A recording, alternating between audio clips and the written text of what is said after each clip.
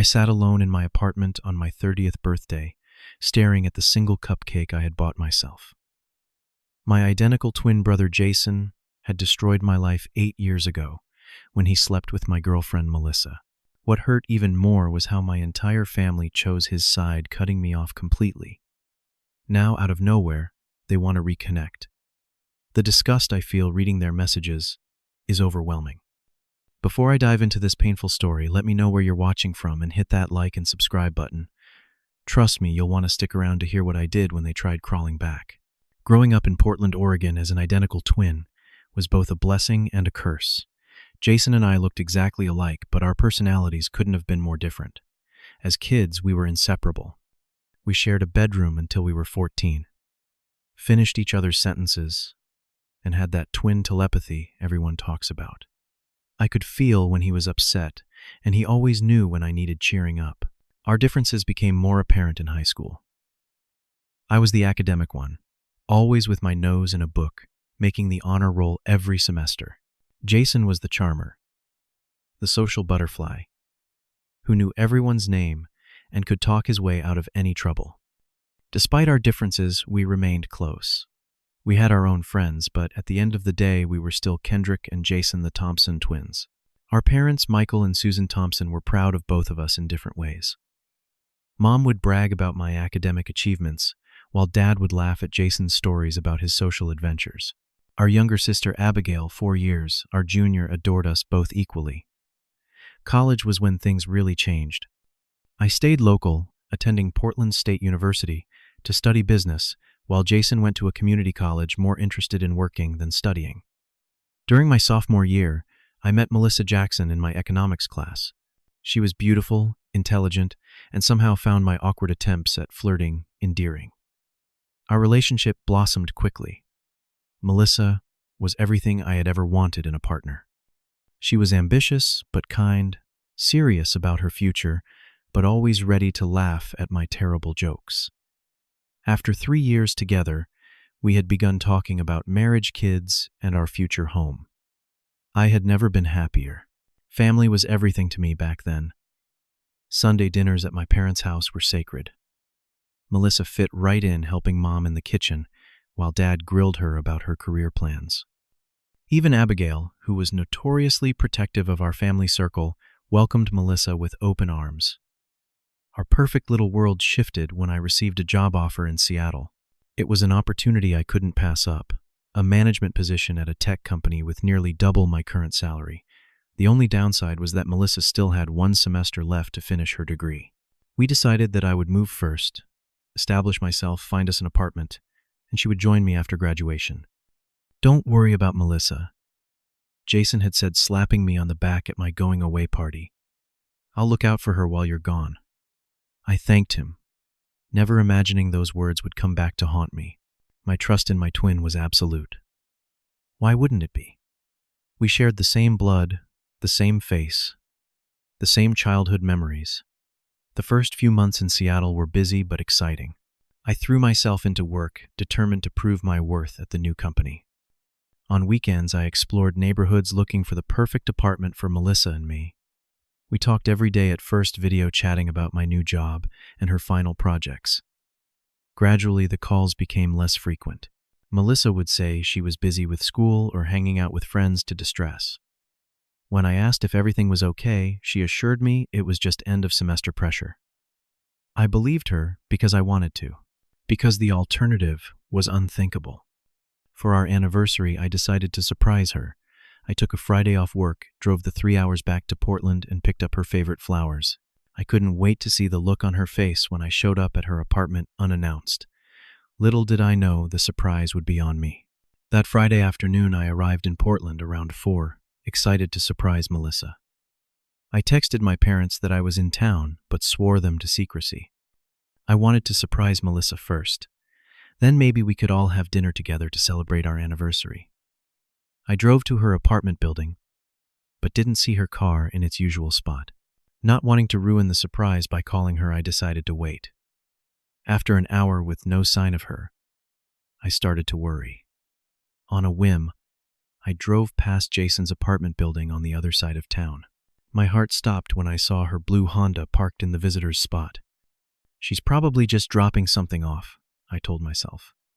Or maybe they're studying together. But deep down I knew something had felt off for weeks, and now the pieces were falling into place. I sat in my car for 3 more hours watching that apartment building, hoping for an innocent explanation. Finally, around 8 in the evening, I saw them exit together. They weren't holding hands, but the way they walked close to each other, the way Jason leaned down to say something that made her laugh. It was intimate, in a way that friends aren't. I waited until they reached her car before I stepped out of mine. The look on their faces when they saw me will be burned into my memory forever. First shock, then guilt, then, most hurtfully, resignation, as if they'd been expecting this moment.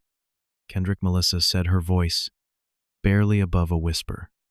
"You're supposed to be in Seattle, and you're supposed to be my girlfriend," I replied, my voice shaking with anger and hurt.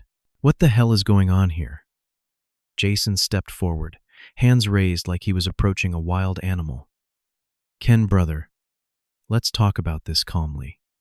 How long, I demanded, ignoring him and staring at Melissa. She looked at the ground. 2 months. 2 months. While I was apartment hunting for our future together, they were betraying me behind my back. The pain was physical, like someone had punched a hole through my chest. What followed was a blur of accusations and pathetic excuses. Melissa claimed it just happened that she'd been lonely after I left. Jason suggested that since we were identical, maybe she couldn't tell us apart anyway. A joke so cruel and dismissive that something in me snapped. I lunged at my brother, my twin, my mirror image, and tackled him to the ground. We hadn't fought physically since we were kids, but in that moment I wanted to destroy him. It took a security guard from Jason's building and Melissa's screams to pull me off him. With a bloody nose, Jason had the audacity to say, "This is why she chose me, man. You always overreact. You're too intense." I left them there in the parking lot and drove to my parents' house, tears blinding me so badly I nearly crashed twice. Mom opened the door, took one look at my face, and pulled me into her arms. "They've been sleeping together," I choked out as she guided me to the living room. Jason and Melissa, Dad came downstairs confused by the commotion. They listened as I poured out my heart describing the betrayal and the fight. Mom made sympathetic noises, but I noticed Dad's silence. When I finished, he sighed heavily. "Violence isn't the answer, Kendrick. You could have seriously hurt your brother." I couldn't believe what I was hearing. "Did you miss the part where he's been sleeping with my girlfriend?" "Of course not," Dad said. "What Jason did was wrong. But he's still family." The next few days were a nightmare. Jason called our parents, giving them his version of events. Melissa apparently told mutual friends that I had been controlling and absent, that our relationship had been falling apart for months. By the time a family meeting was called on Sunday, the narrative had shifted dramatically. We gathered in my parents' living room, Mom, Dad, Jason, with his bruised face, Abigail, and me. Jason apologized not for sleeping with Melissa, but for how things happened. My parents nodded approvingly, then looked at me expectantly. "I think you owe your brother an apology for the physical attack," Dad said. I laughed incredulously. "Are you serious right now? He betrayed me in the worst possible way, and I'm supposed to apologize to him." "Kendrick," Mom said softly, "families forgive each other. Jason made a mistake, but he's still your twin, still your blood." "And what am I asked. "Am I not also your son? Does my pain mean nothing?" The conversation deteriorated from there. It became clear that in my parents' eyes, family unity was more important than the wrong that had been done to me. Abigail tried to mediate at first, but eventually sided with our parents when they presented it as a choice between harmony and conflict. The ultimatum came from Dad. Either you find a way to forgive your brother and move forward as a family, or perhaps you should take some time away until you can. I stood up, shaking with anger and betrayal. "If that's how you all feel, then I guess we're done here." I looked at each of them in turn, these people who were supposed to love me unconditionally. "Don't worry about taking time away. I won't be coming back." As I walked out the door, I heard my mother crying, and my father telling Jason, "He'll cool down. He'll be back." But I wasn't back. Not for birthdays, not for holidays, not for anything. I returned to Seattle completely alone, feeling like an orphan, despite having a full family who had simply chosen my twin over me. The months following that final confrontation were the darkest of my life. I returned to Seattle feeling hollow going through the motions at work, but losing the enthusiasm that had initially impressed my employers. My performance slipped, leading to a formal warning 3 months later. I barely cared. My apartment, once chosen with such hope for a future with Melissa, became my prison. I stopped exploring the city, stopped making friends, stopped living. I would go to work, come home, order takeout, and fall asleep on the couch watching mindless television. On weekends, I wouldn't leave at all. During those early months, I made several attempts to reach out to my family. I called my mom on her birthday, but the conversation was strained and brief. I sent Abigail a graduation gift when she finished high school, receiving only a generic thank you text in return. Each attempt at connection was met with such obvious discomfort that eventually I stopped trying. 6 months after the betrayal, I made the mistake of checking social media. There they were, Jason and Melissa, in a photo at a family barbecue, his arm around her waist, my parents smiling beside them. They had officially become a couple, and my family had embraced them. The comment section was filled with heart emojis from mutual friends who knew exactly what had happened. I deleted all my social media accounts that night. The lowest point came around the 1-year mark. I had lost my job due to continued poor performance. My savings were dwindling, and I received an invitation to my cousin's wedding with a note saying, "Jason and Melissa will be there, so maybe sit this one out." That night, sitting on my bathroom floor, I seriously considered whether life was worth continuing. What saved me was a moment of clarity. I realized that by giving up, I would be giving them the final victory. They had taken my girlfriend, my family, and my happiness. I refused to let them take my future too. The next day, I found a therapist who specialized in family trauma.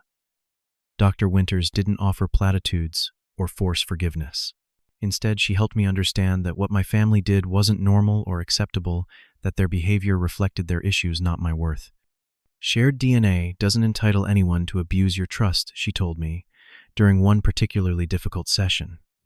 Family should be the people who have your back when everyone else turns on you, not the ones doing the turning. Slowly, I began rebuilding my life. I joined a local gym not just for physical health, but for the routine and structure it provided. There I met Marcus, a personal trainer, who noticed me using the same equipment every day with the same blank expression. He started making conversation, eventually convincing me to join his weekend hiking group. These people knew nothing about my past, nothing about my twin or my family's betrayal. To them, I was just Kendrick, the quiet guy who gradually opened up on long trails through Washington's beautiful forests.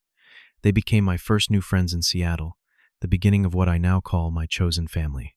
Mrs. Garcia, my elderly neighbor, became another unexpected blessing. She would bring me homemade empanadas, claiming she always made too many, and stay to chat about her grandchildren or her telenovelas. When she learned I had no plans for Thanksgiving, she simply stated, "That will not do," and insisted I join her family's celebration. The warmth of that gathering was the first time I felt something like belonging since the betrayal. Professionally, I had to start over. My resume now had a gap and a job I couldn't use as a reference.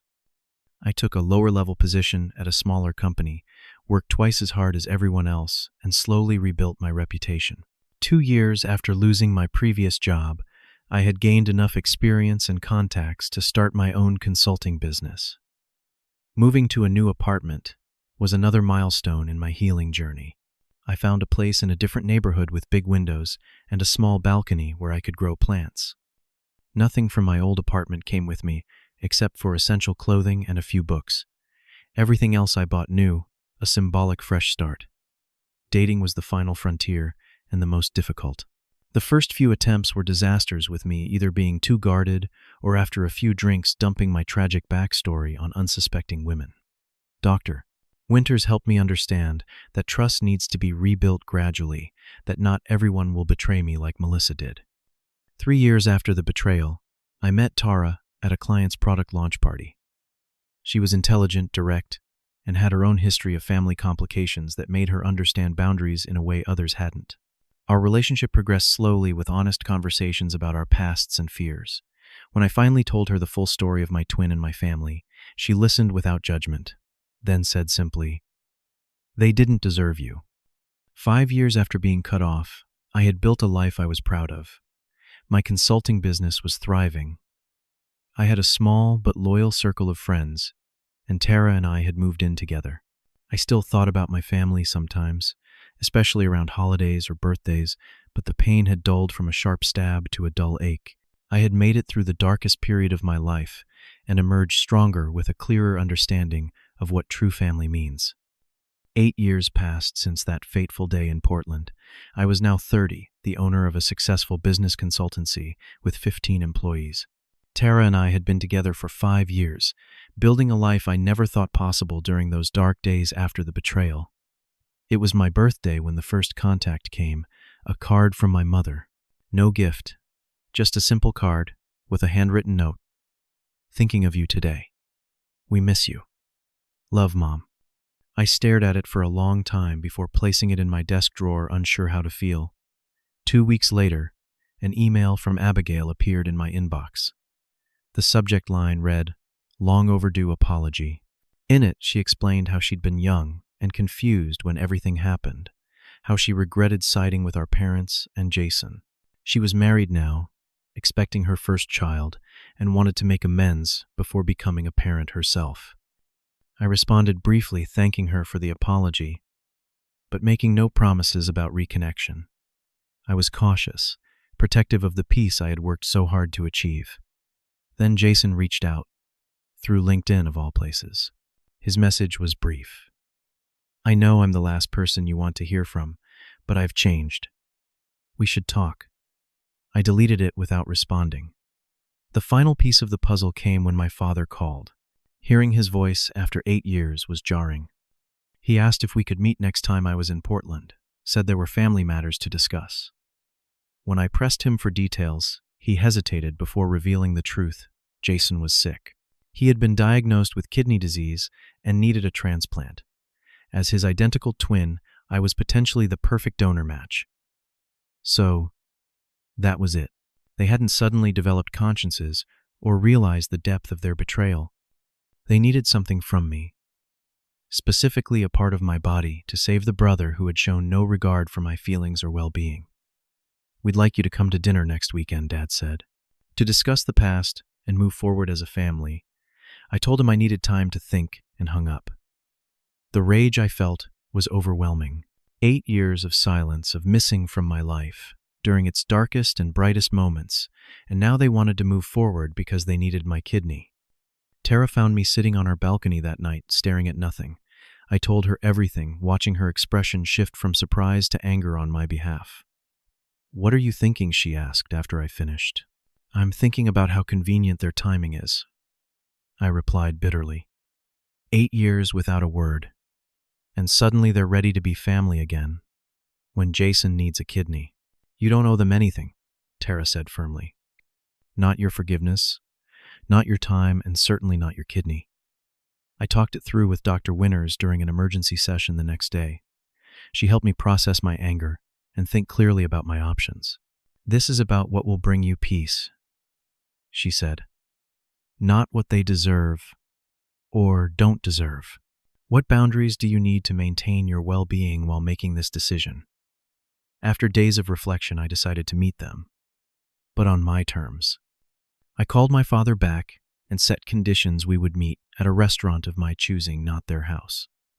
Tara would accompany me, and I made no promises about the kidney or about rekindling our relationship. The restaurant I chose was upscale and public, a place where no one could make a scene without embarrassment. Tara and I arrived first, and I watched as they entered my parents, looking older than I remembered. Abigail now visibly pregnant, and Jason noticeably thinner than when I last saw him, but still my mirror image. The initial greetings were awkward. My mother tried to hug me, but I stepped back, extending my hand instead. Her face fell, but she accepted the handshake. We ordered drinks and appetizers, making stilted small talk about the weather and the restaurant's decor. Finally, my father cleared his throat. "Kendrick, we're so glad you agreed to meet. These past few years without you have been difficult." 8 years, I corrected. "It's been 8 years, not a few."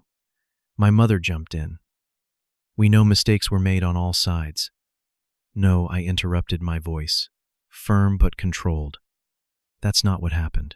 Mistakes weren't made like they happened by accident. You all made choices. Jason chose to betray me with Melissa. You chose him over me. Let's at least be honest about that."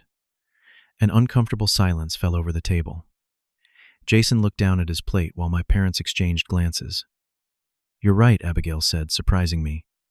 "We chose wrong and we hurt you terribly. I was young and scared of disrupting the family, but that's no excuse." Jason finally spoke up. "I was selfish and thoughtless. I never considered how deeply I was hurting you. I'm sorry, Kendrick. Truly." I studied my twin's face, the face so identical to mine, but belonging to someone who had become a stranger. His apology seemed sincere, but it also felt rehearsed, and he quickly pivoted to his health situation. "The doctors say my kidneys are failing," he explained. "I've been on dialysis for 6 months, but it's not a long-term solution. They've suggested a transplant, and as my identical twin, I might be the perfect match. I finished for him." Dad mentioned that on the phone. My mother reached across the table, stopping just short of touching my hand. "We know it's a lot to ask, especially given our history, but we're hoping that somewhere in your heart, you still care about your brother." I took a deep breath, feeling Tara's supportive presence beside me. This was the moment I had rehearsed in my mind, the speech I needed to deliver, not just for them, but for myself. "Let me tell you what these 8 years have been like for me," I began. "When you cut me off, I lost everything. My girlfriend, my twin, my entire family, all at once. I nearly didn't survive that first year. I lost my job, almost lost my will to live." I described my journey. The therapy, the slow rebuilding of my life, the creation of a chosen family who stood by me without conditions. I had to learn what real family means, I continued.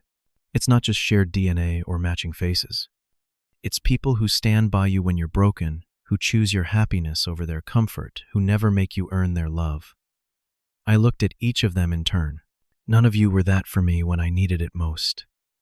You threw me away because forgiveness was easier than standing up for what was right. My father started to protest, but I held up my hand. "I'm not finished. Here's what I'm willing to do. I'll get tested as a potential donor for Jason because regardless of our history, I don't want anyone to suffer if I can prevent it.